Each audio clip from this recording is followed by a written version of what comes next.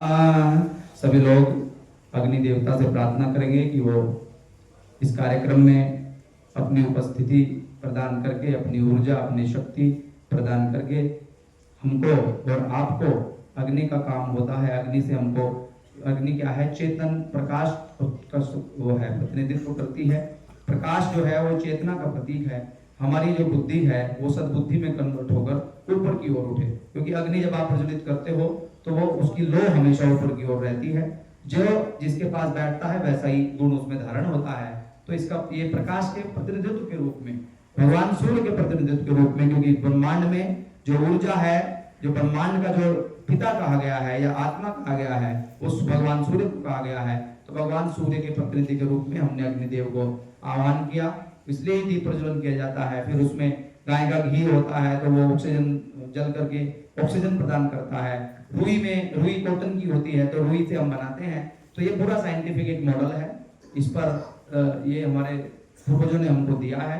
वो पूरे वातावरण को शुद्धि करता है। प्रतीक रूप में भी हम ले सकते हैं और अगर उसको डिकोड करेंगे तो वो भी हम समझ सकते हैं।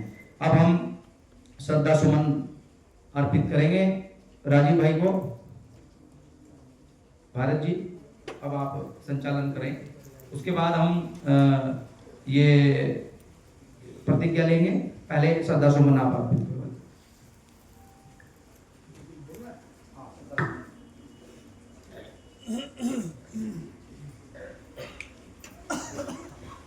हाँ वो एक सेकंड थी, वो चेतन भाई रह गए, दिमाग से देखो निकल गया, लिस्ट तैयार नहीं हुई, जल्दबाजी में काम हुआ। कोई बात नहीं, जो रह गया उनका सम्मान कर देंगे हम। भाई चेतन जी वो आ जाएंगे, दे देंगे।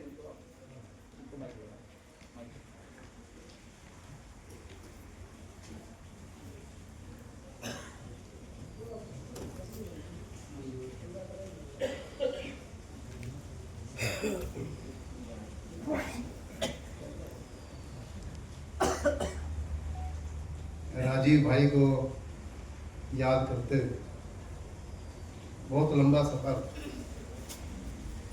91 से लेके और लास्ट तक जैसे बिल्कुल साथ साथ ही रहे। आज़ादी बचाओ आंदोलन सेवाग्राम के अंदर ही बड़ी मीटिंग हुई थी, उसमें आज़ादी बचाओ आंदोलन नाम पड़ा था। और उससे पहले स्वदेशी का मूवमेंट इलाहाबाद से शुरू हुआ था।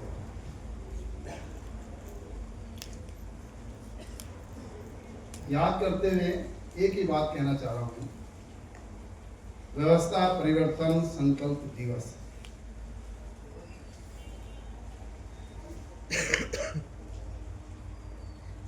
ये हमने संकल्प तो ले लेंगे आज,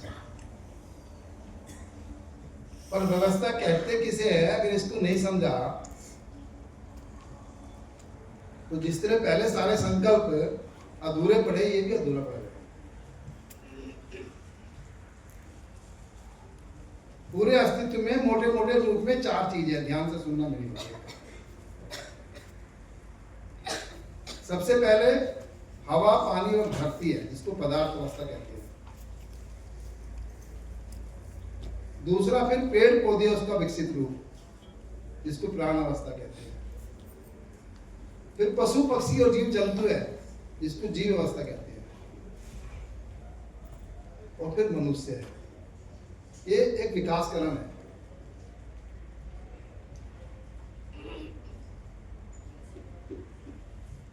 मानव है, पशु पक्षी है, पेड़ पौधे है, और हवा, पानी, धरती, खनिज, ये है। कुल मिला के मोटे मोटे रूप में आप इसको देख सकते हो, हर एक कोई देख सकता है। व्यवस्था परिवर्तन मतलब है कि जब भी कोई काम करो, इन चारों का संवर्धन हो, चारों का संरक्षण हो और चारों का सदुपयोग हो। अगर ये दृष्टि आपके अंदर बनती है, समझ लो व्यवस्था की तरफ हम बढ़ रहे हैं। चारों का संवर्धन हो, चारों का संरक्षण हो और चारों का सदुपयोग हो। अगर ये दृष्टि आपकी बनती है तो समझ लो आप, हम व्यवस्था की तरफ बढ़ रहे हैं। और अव्यवस्था, आज व्यवस्था नहीं है, हमें व्यवस्था को परिवर्तन नहीं करना, अव्यवस्था को परिवर्तन करना है। आज अव्यवस्था है। आज जैसे कि मैंने पहले कहा, आदमी का आदमी पे कोई संबंध नहीं रहा, कोई विश्वास नहीं रहा, और आदमी का शेष प्रकृति के साथ भी कोई संबंध नहीं रहा। हवा पानी धरती पूरी तरह जहरीला हो गया। हॉस्पिटल उद्योग का बढ़ना विकास माना जा रहा है।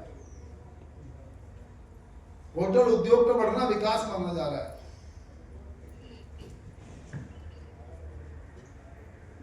जितने घर में लड़ाई झगड़े बढ़ रहे हैं, जितनी कोर्ट कचहरी बढ़ रहे हैं, जितने थाने बढ़ रहे हैं, उसको विकास माना जा रहा है। तो व्यवस्था परिवर्तन में संतुलन होगा, सामंजस्य होगा, पूरकता होगी। आदमी आदमी का पूरक बनेगा और आदमी पूरी शेष प्रकृति का पूरक बनेगा, सहयोगी बनेगा। इसको कहते हैं व्यवस्था। पर जब कर पाएंगे जब हमारी दृष्टि होगी। और मैं पूरे अनुभव के साथ कह रहा हूं, जिस दिन दृष्टि बनेगी उस दिन एक भी कार्य गलत हो नहीं सकता, हो ही नहीं सकता। आप प्रकृति के एक भी संसाधन का दुरुपयोग कर ही नहीं सकते, कर ही नहीं सकते। मनुष्य को छोड़कर जो भी इकाई है, चाहे पेड़ पौधे हो, चाहे पशु पक्षी हो, ये सब व्यवस्था के अंदर है। ये अपने कर्म से निश्चित बंधे हुए हैं। इनके कारण दुनिया में कोई संकट नहीं है। अव्यवस्था में कोई है तो वो मनुष्य है, अव्यवस्था कोई पैदा कर रहा है तो मनुष्य पैदा कर रहा है। और उसमें भी मुझे कहते हैं कोई हिचक नहीं हो रही। ये जो आज का पढ़ा लिखा मनुष्य है ये ज्यादा कर रहा है। पढ़ा लिखा जो मनुष्य है इसको बहुत ज्ञानी कहते हैं, याद है। इसने चारों तरफ अव्यवस्था पर बीज बो दिए, बहुत मजबूत बीज बो दिए, और उसमें हम सब फंस चुके हैं, बुरी तरह फंस चुके हैं। तो हमको अव्यवस्था से व्यवस्था की तरफ जाना है। ऐसी शिक्षा व्यवस्था खड़ी करनी है जिसमें चारों का संवर्धन, संरक्षण, सदुपयोग हो। ऐसे कार्य करने हैं जिसमें चारों की खुशहाली हो। ऐसा जीवन जीना है जिसमें चारों के बीच में संतुलन हो। इसलिए गहराई के साथ इन सब बातों को समझना पड़ेगा। यहाँ पर हमारे एक मित्र है कि वो कल एक छोटा बच्चा भी आया था, म्यूट, किशोर को आप देख ही रहे हो। ये ऐसे युवा इनको दुनिया में कहीं भी भेज लो, इनके पास कोई संग्रह नहीं है, कोई अभाव नहीं है। कमाल की बात देख लो आप, कोई संग्रह नहीं है और कोई अभाव नहीं है ना। बिल्कुल विरोधाभास, संग्रह भी नहीं है और अभाव भी नहीं है, क्योंकि ये व्यवस्था में जीना जानते हैं, ये व्यवस्था को समझते हैं। इसलिए जिसने व्यवस्था को समझा उसको संग्रह की जरूरत ही नहीं पड़ेगी,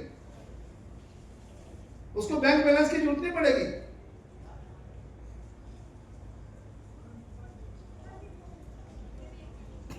क्योंकि ध्यान से देखो, इस मनुष्य से पहले कुदरत ने कितने पशु पक्षी पैदा कर दिए, कितने पेड़ पौधे पैदा कर दिए।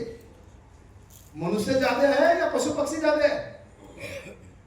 मनुष्य ज्यादा है या पशु पक्षी ज्यादा है? पशु पक्षी ज्यादा है या पेड़ पौधे ज्यादा है? पेड़ पौधे ज्यादा है। हवा पानी धरती ज्यादा है। हवा कितनी सुंदर व्यवस्था है। भगवान ने तो कहा ना, जा मनुष्य धरती के पास ऊपर और मस्ती के साथ जी। बस एक ही शर्त है कि पूरक बनना सीख ले, व्यवस्था में जीना सीख ले, और कुछ नहीं क्या। पूरक बनना सीख ले और व्यवस्था में जीना सीख ले, खुद भी खुशहाल हो और पूरी दुनिया को, हर प्राणी को, हर पेड़ पौधे को खूब खुशहाल कर भेजा इसलिए धरती के ऊपर। और आगे यहाँ क्या करने लग गया? संग्रह जोड़ना शुरू कर दिया। कितना जोड़ना यह भी नहीं पता बेचारे को। 1 करोड़ जब कम, 100 करोड़ जब कम, 1 लाख करोड़ जब कम। और जितने युद्ध हो रहे हैं ये जोड़ने के चक्कर में हो रहे हैं। कोई तेल पर कब्जा करना चाह रहा है, कोई जंगलों पर कब्जा करना चाह रहा है, कोई पानी पे कब्जा करना चाह रहा है। जितने युद्ध हो रहे हैं इसके ऊपर ही हो रहे हैं। तो इसलिए बस मैं तो इतना ही कह रहा हूं, गहराई के साथ व्यवस्था को समझना है, अव्यवस्था से व्यवस्था बनानी है ना। यही गांधी भाई का सपना था, यही सब हमारे ऋषियों का सपना था। और हमें उम्मीद है कि जनता सरकार मोर्चा अभी तक जो शहीदों का सपना अधूरा है ना? अभी तक जो शहीदों का सपना अधूरा है, अभी तक जो बाबा साहब का सपना अधूरा है, अभी तक जो भगत सिंह का सपना अधूरा है, अभी तक जो गांधी का सपना अधूरा है, अभी तक जो सुभाष चंद्र बोस का सपना अधूरा है, ये जनता सरकार मोर्चा उस सपने को पूरा करेगा।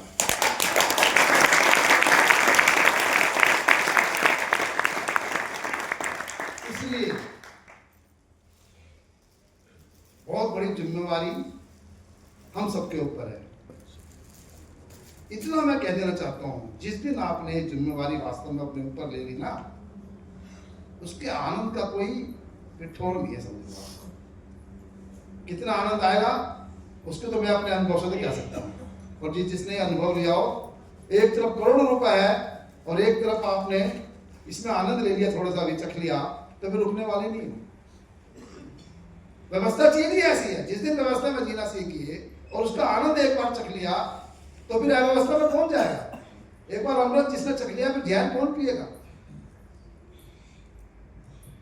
इसलिए आज का ये संकल्प दिवस है ना, अव्यवस्था परिवर्तन करके व्यवस्था को लाना है। इस संकल्प को हम धारण करें और ये केंद्र जब भी आपको जरूरत हो, है ना, जिस दिन समझना है पूरा चक्र वो व्यवस्था कहते किसे है, कैसे जीना है व्यवस्था में, है ना, ये केंद्र हमेशा आपके लिए खुला है।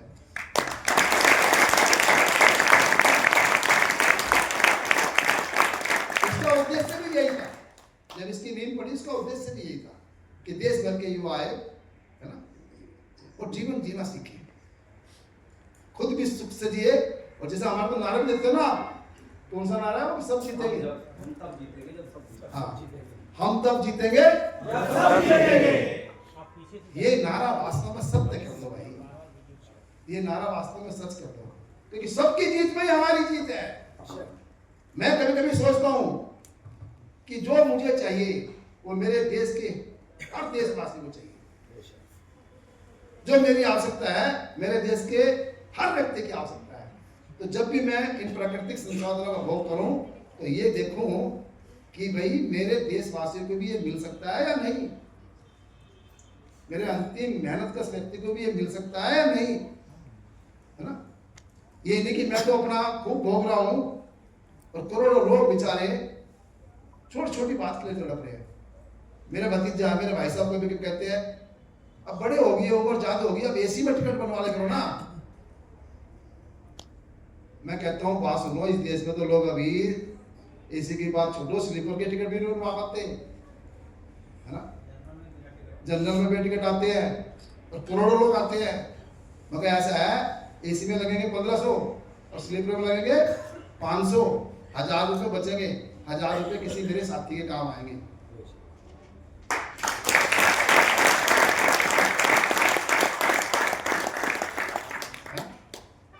1000 रुपये किसी साथी के काम आएंगे, उसके 2 बार का किराया लगेगा ना, बच जाएगा ना, वो साथ चल सकते हैं मेरे 2 साथी, है ना। तो ये दृष्टि बननी चाहिए। मैं ये नहीं कहता तंगी में जियो, है ना, पर मजबूत लोग हैं हम, दुरुपयोग नहीं करें संसाधन, साधनों का सदुपयोग करें। कहीं मजबूरी है जहाज में भी जाएंगे, जल्दी है कुछ मजबूरी है जहाज में भी जाएंगे। मैं ये नहीं कह रहा कि बिल्कुल कोई नियम बना के रख लो, पर दृष्टि हमारी क्या कहती है, मुख्य बात ये है।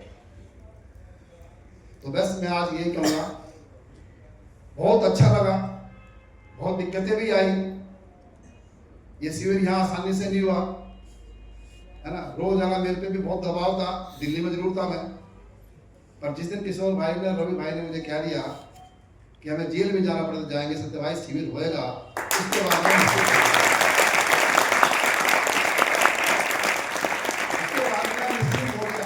हमें जब किशोर ने कह दिया तो अब कोई भी रोक सकता है ना। और उसके बाद भी दिक्कत आई, मुझे मालूम है कितना दबाव पड़ा इनके ऊपर भी, पर बहुत खुशहाली के साथ, बहुत मस्ती के साथ, बहुत अच्छी तरह शिविर हुआ। और ये जो शिविर आगे एक नई दिशा, नई लाइन खींचेगा, है ना। और मैं फिर कह रहा हूँ, इस देश में सिर्फ लोग इंतजार कर रहे हैं कि कुछ लोग खड़े तो हो, क्योंकि धोखा बहुत खा लिया, अलग अलग रूप में बहुत धोखा खा लिया। तो अब हम धोखा नहीं धोखा नहीं देंगे, धोखा नहीं खाएंगे।